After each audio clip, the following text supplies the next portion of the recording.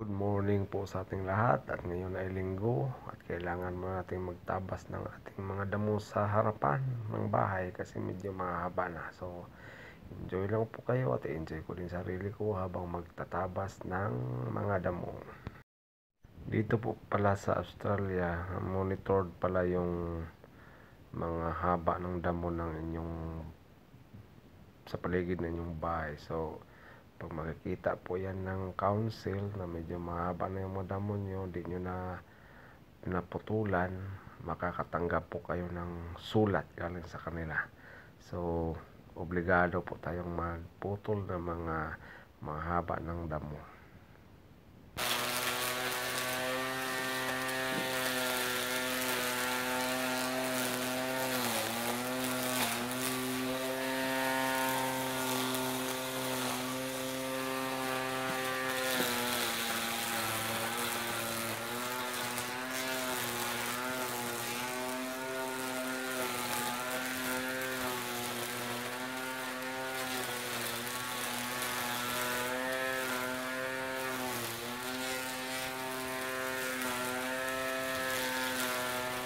Look ko yung sakyan dito, no?